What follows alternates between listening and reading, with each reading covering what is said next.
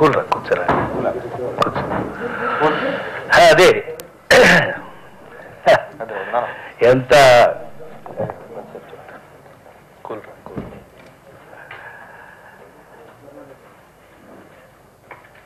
సభకి నమస్కారం.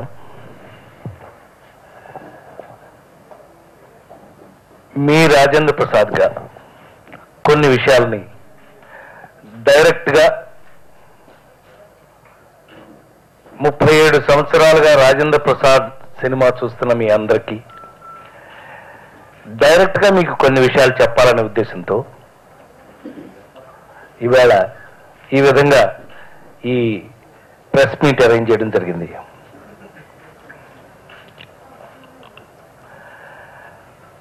కొన్ని సందర్భాలు జీవితంలో ఎందుకు వస్తాయో మనకు తెలియదు.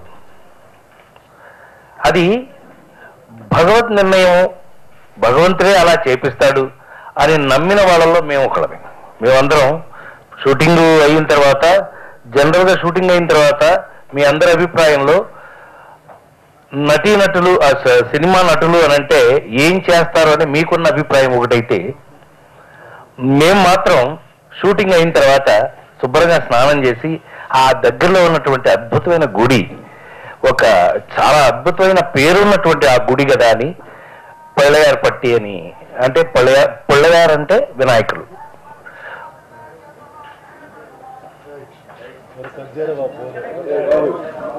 ఆ గుడిలో ఏం జరిగిందో, ఆ గుడిలో ఏం జరిగిందో ఒక్క నిమిషం సార్. వెళ్తారు నాన్న, వెళ్ళండమ్మా. ఆ గుడిలో ఏం జరిగిందో తమ్ముడు శివాజీ చెప్పాడు. అంతకుముందు ఏం జరిగిందో కూడా మీ అందరికీ ఆల్రెడీ క్లియర్. ఏది నేను చెయ్యను అని వారన్న తర్వాత ఎవరో ఒకళ్ళు ఈసారి మార్పు కావాలి అనే ఒక నిర్ణయం తీసుకుని వీళ్ళందరూ,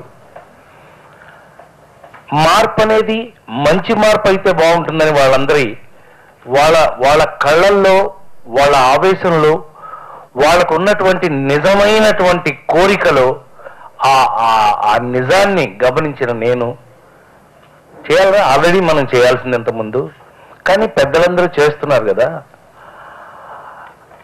మనకు కూడా మరి అప్పట్లో చేద్దామని అనుకున్నాము, కుదరలేదు. సరే నువ్వు అంటున్నావు కదా, ఇప్పుడు వాళ్ళు ఉండను అంటున్నారు కాబట్టి మనం ముందుందాం. మనం చేయదలుచుకుంది సేవే కదా. సేవ చేయడానికి దానికి ఒక మెడల్స్ను లేకపోతే ఓ పెద్ద కొమ్ములును అన్నీ అక్కర్లేదు కదా. సేవ చేయడానికి మనసుంటే చాలు. సేవ చేయడానికి ఒక మనకి సంకల్పం ఉంటే చాలు. సంకల్పం ఉంటే బలం అదే వస్తుంది అని నమ్మిన వాళ్ళలో నేను ఒకడిని. తప్పకుండా చేద్దామని అనుకుంటూ ఇక్కడికి రావడం జరిగింది. వచ్చాక మాకు తెలిసిన సినిమా ఇండస్ట్రీ పెద్దలు అనబడే అతి పెద్దల్ని కలుసుకుని వారికి మేము ఇదిగో ఇట్లా చేద్దాం అనుకుంటున్నామండి అంటేను, అవును ఆల్రెడీ ఇంత ముందే నువ్వు చేయవలసింది కదా. మోహన్ బాబు గారు అప్పుడు నేనే తప్పించాను, నాగబాబు అప్పుడు నేనే తప్పించాను నిన్ను. అప్పుడే నువ్వు చేయవలసింది యాక్చువల్గా. కానీ అప్పుడు వాళ్ళు చేస్తారని ఒక కమిట్మెంట్ మనం తీసుకున్నాం కాబట్టి వాళ్ళకి చేయటం జరుగుతోంది అని ఆ పెద్దల దగ్గర మేము మాట తీసుకుని, అయితే మరి ఏం చేయమంటారు మమ్మల్ని అని అంటే, వెరీ గుడ్, నీకున్న కోరికని, నీ మనసులోని భావాన్ని నువ్వు జెన్యున్గా ఏదైతే దైవంగా భావించి నీ భావాన్ని చెప్పదలుచుకున్నావో ఆ భావాన్ని చెప్పేసేయంటే, నాకు తెలిసి ఒక స్కూల్ టీచర్ రాజేంద్ర ప్రసాద్గా ఈ ఇండస్ట్రీకి వచ్చిన ఒక చిన్న కుర్రాడు ఈవేళ మీ అందరి ముందు 225 సినిమాలు చేసినటువంటి, ఇంక్లూడింగ్ ఇంటర్నేషనల్ ఫిల్మ్ కూడా చేసిన తెలుగువాడు, దౌర్భాగ్యానికి నేను తెలుగువాడుగా పుట్టడం వల్ల కానీ ఆ ఇంగ్లీష్ సినిమా క్విగ్గన్ మురుగన్ లాంటి ఇంగ్లీష్ సినిమా హిందీ వాడు కానీ ఎవడన్నా చేసున్నట్టయితే ఈ పాటికి ఆల్రెడీ ఇండియా అంతా జెండాలు ఎగరేసుకుంటూ ఉండేవాళ్ళు వాళ్ళు. అది భగవంతుడికి సంబంధించిన విషయం. ఎందుకని భగవంతుడు అన్ని 100 సార్లు అంటారంటే, రాజేంద్ర ప్రసాద్ అనేవాడికి స్టేచర్ ఉందా లేదా అనే పాయింట్ వస్తే గనక నాకు తెలిసి రాజేంద్ర ప్రసాద్తో పోటీ చేయగలిగిన ఈ తెలుగు సినిమా ఇండస్ట్రీలో ఎవ్వడూ లేడు. ఎందుకు అనంటే తిరుమల కొండ మీద రాజేంద్ర ప్రసాదము అని 7 కొండల వాడిచ్చినటువంటి ఇంత ప్లేస్ నాకుంది, నా ఒక్కడికే ఉంది, ఎవ్వరికి లేదు ఇక్కడ.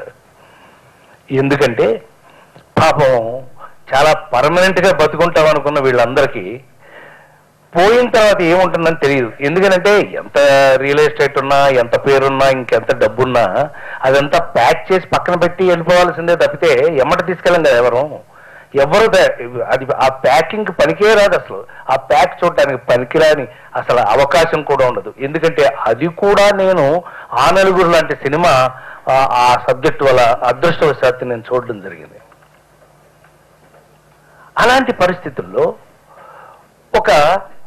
ఇంకా బాగా చెప్పుకోవాలి అని అంటే రాజేంద్ర ప్రసాద్కి మాత్రమే ఉన్న ఒక అదృష్టమైన విషయం ఏంటంటే, సినిమాలు స్టార్స్ దగ్గర నుంచి నాకు తెలిసి పెద్ద ఆయన ఎన్టీ రామారావు గారు, అక్కినేని నాగేశ్వరరావు ఇలాంటి ఎంతో మంది పెద్దల దగ్గర నుంచి నేను చూసిన అనుభవం ఉంది. కాబట్టి ఎంతమంది స్టార్స్ ఎన్ని రకాల అద్భుతమైన పాత్రల్లో వాళ్ళు ఒక గుర్తులుగా మిగిలిపోయారో వాళ్ళ ప్రత్యేకతల వల్ల, నాకు నవ్వు అనే ఒక ప్రత్యేకత వల్ల ఆ నవ్వు ద్వారా డబ్బు టికెట్ కొనుక్కుని థియేటర్లోకి వచ్చిన వాళ్ళకి తిరిగి ఇంటికి వెళ్ళేటప్పుడు ఒక నవ్వుల మూట లేకపోతే ఒక నవ్వుల సంచి చేతికిచ్చి ఇంటికి పంపించిన హిస్టరీ నాది. ఎవరు అది హిస్టరీ చెరిపెత్తే చెరిగిపోదు, సింపెత్తే సిరిగిపోదు ఉన్న విషయం అది. కాబట్టి నేను సర్వీస్ చేశాననే చెప్పాలి. యాక్ట్ చేశారు, డబ్బులు తీసుకున్నారు, అందరూ మేడలు మిద్దులు రియల్ ఎస్టేట్ వ్యాపారాలు చేస్తున్నారు, బాగానే ఉంది. కానీ నేను ఒక్కడనే ఆ బ్లెస్సింగ్స్కి, ఆ అదృష్టానికి నోచుకున్నవాడిని. ఎందుకని వాళ్ళ ఇంటికి వెళ్ళిన తర్వాత కూడా, ఇప్పుడు మన ఆహనపల్లి ఏదైనా ఒక సినిమా సీన్ ఉందంటే ఇంటికి వెళ్ళి కోడిని కట్టేసి ఎదురుగా తింటా ఉట్టన్నం తింటా ఉంటే కోడిని తిన్నట్టు ఎలా ఉంటుందా అని ఎక్స్పెరిమెంట్లు చేసుకున్న రోజులు కూడా ఉన్నాయి. అది వాళ్ళతో పాటు వెంట తీసుకెళ్ళినటువంటి విషయాలు. అయితే ఈవేళ అంటే చెప్పుకోవాల్సిన పరిస్థితి వచ్చినందుకు అది చెప్పుకోవడం ఏదో అది మీ అందరికీ తెలియదని కాదు నేను చెప్పేది, మీకు తెలిసిన విషయమే నేను చెప్పేది. పాపం తెలియకుండా చాలా అమాయకంగా ఉన్నటువంటి మా దగ్గర మనుషులకి వాళ్ళకి చెప్పాల్సి వస్తుంది అంతే, అంతకంటే లేదు. ఏది ఏమైనా వాళ్ళ మీద జాలి పడుతూ, ఇది ఒక మూవీ ఆర్టిస్ట్ అసోసియేషన్లో ఇవాళ ఎలక్షన్స్ ఒక ధర్మయుద్ధం. ధర్మయుద్ధంలో ఎప్పుడు ఎలా ఉంటుంది అని అంటే, మహాభారతంలో కూడా అర్జునుడు పాపం బాధపడినట్టుగా ఎదురుగా ఉన్న వాళ్ళందరూ మనవాళ్లే, వాళ్ళందరూ సొంత వాళ్లే. ఎవరికి ఏం అన్యాయం జరిగినా అది వీడికే బాధ అర్జునుడు. ఎందుకనంటే ఇప్పుడు ఆడు బాబాయ్, ఈడు తాత, ఈడు పలానా, ఈ పలానా, ఎవరిని చంపినా బాధ ఇతనికి. అలాగా ఈ ధర్మయుద్ధంలో మంచి చేయటానికి రావడం ఒక్కటేనా నేను చేసినటువంటి పాపం? ఒకవేళ అది పాపం అయినట్టయితే ఆ పాపాన్ని నేను మూటగట్టుకుని డెఫినెట్గా ఒక అసోసియేషన్ ఉండేది. ఎందుకు అనంటే, ఒక ఇంట్లో 4 బ్రదర్స్ ఉంటే పెద్దవాడు బాగా సంపాదిస్తున్నప్పుడు, రెండో వాడు ఉద్యోగం చేసుకున్నప్పుడు, మూడో వాడు ఊరికే రోడ్ల మీద తిరుగుతున్నప్పుడు, 4వ వాడు అసలుకి పనే లేనకుండా ఉన్నప్పుడు, ఆ పెద్దవాడు తనకున్న డబ్బుని మిగతా వాళ్ళకి కనీసం మినిమం భోజనం పెట్టడం. ఆ పెద్దవాడు ఆడుకున్నదంతా ఇచ్చేయమంటే వెంటనే ఆ పిల్లలు వచ్చి ఏంటి నీ తమ్ముడు వేరే పని చేయొచ్చు కదా, వెళ్ళి మనం సంపాదిస్తున్న తినాలి వాళ్ళనే. ఇలాంటి కథలు అనేకం చూసుంటాం మనం. అది ఎందుకు చెప్పాల్సి వస్తుందంటే, ఇక్కడ పాపం వీళ్ళందరి తాపత్రయం ఏంటంటే, అది ఇతను ఎన్నో రకాలైనటువంటి ఏమంటారు దాన్ని, ఆ డబ్బు సంపాదించడానికి దుబాయ్ అక్కడెక్కడికి నేను కూడా వెళ్ళానండి. అలాగే శ్రీకాంత్ లాంటి వాళ్ళు క్రికెట్లు పొద్దు నుంచి సాయంత్రం దాకా ఎండల్లో మాడి, ఆర్టిస్టులకు అవసరం ఉందండి యాక్చువల్గా అంత ఎండలో మాడిపోవాల్సిన అవసరం, కానీ ఆ డబ్బు తీసుకొస్తే ఎంతో కొంత వీళ్ళకి ఎవరికైనా ఉపయోగపడదు. ఎవరికి ఉపయోగపడుతుంది? బాగా డబ్బులు ఉన్న వాళ్ళక, ఆ స్టార్స్కా? వాళ్ళకి కావాలా? వాళ్ళకి అక్కర్లేదు. వాళ్ళు అక్కర్లేదని చెప్తున్నారు. మాకెందుకు ఆ డబ్బు, మేము ఈ మాత్రం పోగేసి లేకపోతే ఇంత మంచి ప్రోగ్రామ్స్ ఇచ్చి 4 రూపాయలు తీసుకొస్తున్నామనంటే అది ఇక్కడ పెట్టుకుని ఇది మిగతా బాధల్లో కష్టంలో ఉన్న ఈ 4 బ్రదర్స్ వచ్చేవాడికి పని లేదు. వయసు వల్ల ఎవరో ఇప్పుడు మా మూవీ ఆర్టిస్ట్ అసోసియేషన్ వయసు వల్ల చేయలేని పరిస్థితుల్లో, ముఖ్యంగా సినిమా గురించి మీ అందరికీ తెలుసు, ఇవాళ ఈ సంవత్సరంలో ఉన్న సినిమాలు నెక్స్ట్ సంవత్సరంలో ఉండాల్సిన రూల్ లేదు. ఈ సంవత్సరంలో డబ్బులు నెక్స్ట్ సంవత్సరంలో ఉండాల్సిన రూల్ లేదు. అందుకని కళాకారుడు, మరి ముఖ్యంగా సినిమా కళాకారుడి జీవితంలో అనేక రకాలైనటువంటి అప్స్ అండ్ డౌన్స్, అంటే ఒడిదుడుకులను ఎదుర్కోవాల్సిన పరిస్థితి వస్తుంది.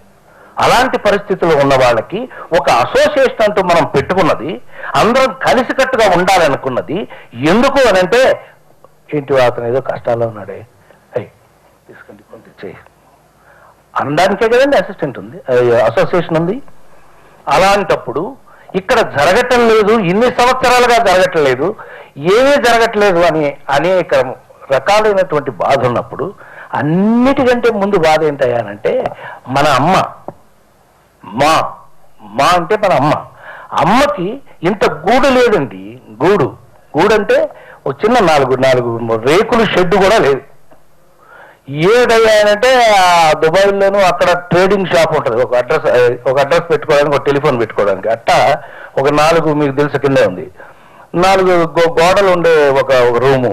అది నాకు తెలుసండి, నేను అంటే పెద్దవాడిని ఎవరిని అని అంటాను లేదు, నాకు తెలియదు కానండి. క్వశ్చన్ చేయదలుచుకుంటే డెఫినెట్గా క్వశ్చన్ చేయడానికే వచ్చాము. నాకు తెలుసండి, నేనైతే మాత్రం అది చూసినప్పుడల్లా సిగ్గుపడి అక్కడ రావడం మనేసండి. ఇదే మా ఆఫీస్, ఇదే